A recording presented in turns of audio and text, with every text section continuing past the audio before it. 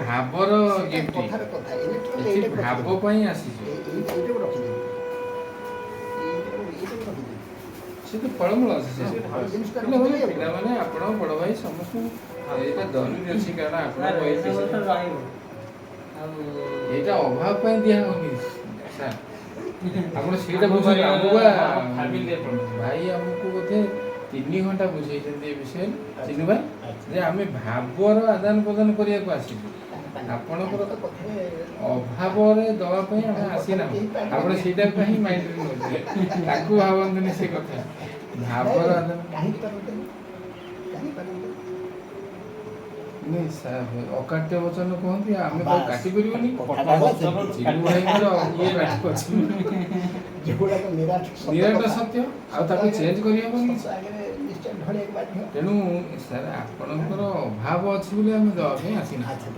ତେଣୁ ଆପଣଙ୍କ ସହିତ ଯେଉଁ ଭାବଟି ଅଛି ତାର ଆଦାନ ପ୍ରଦାନ ପାଇଁ କିଛି ଜିନିଷ ଦେବା ନେବାର ରହିଲେ ସେ ଭାବଟା ଯେଉଁ ପିରିୟଡ଼ ଆମର ଯେଉଁ କୁହନ୍ତିନି ଯେ ଅଳ୍ପ ଦିନର ସମ୍ପର୍କ ସେଇଟା ରହିବନି। ଆମର ସବୁଦିନର ସମ୍ପର୍କ ପାଇଁ ଏଇଟା ଆସିଛି। ଦ୍ରବ୍ୟର ଏଇଟା କିଛିଟା ନ ରହିଲେ ମ୍ୟାଟେରିଆଲ ନା ସିଏ ତ ଫଳ ଖାଇବା ପାଇଁ ଇଏ ପିନ୍ଧିବା ପାଇଁ ଏଥିରେ ପକେଇକି ଶୋଇବା ପାଇଁ। ମୁଁ ଯାଇଥିଲି ବଲାଙ୍ଗୀର। ମୁଁ ବଲାଙ୍ଗୀର ଯାଇଥିଲି। ବଳରାମ ଭାଇଙ୍କ ପାଇଁ ଆସିଛି ତାଙ୍କ ପାଇଁ ବେଡ୍ ଆସିଛି, ବେଡ୍ ଏୟାର ବେଡ୍ ଆସିଛି, ତାଙ୍କ ପାଇଁ ଫଳମୂଳ ଆସିଛି।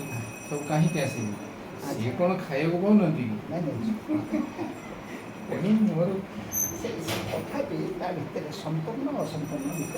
ତେଣୁ ଆମ ଭିତରେ ପୁଣି ଗୋଟେ ପ୍ରଶ୍ନ ସବୁ ଭାଇମାନଙ୍କ ସହିତ ଉଙ୍କି ମାରିବ।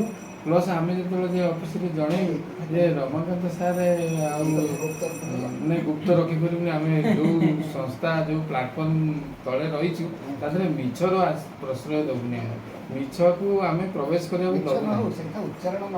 ନାଇଁ ନାଇଁ ନାଇଁ ମିଥ୍ୟାବାଦୀ ହେଇଯିବ ଆମେ ମିଥ୍ୟାବାଦୀ ଗୋଷ୍ଠୀରେ। ନାଇଁ ଗୋଟେ କଥା କ'ଣ କି ମୁଁ ଯାଇଥିଲି ବଲାଙ୍ଗୀର ମୋ ମା ପାଇଁ ଗୋଟେ ଶାଢ଼ୀ ନେଇଥିଲି। ବେଳେବେଳେ ବାପା ପାଇଁ ବି ଡ୍ରେସ୍ ଖଣ୍ଡେ ନେଇକି ଯାଏ। ନା ବାପାଙ୍କର ନାହିଁ। ବାପା ଯେତେବେଳେ କହିବେ ଯେ ଏଇଟା ନେଇ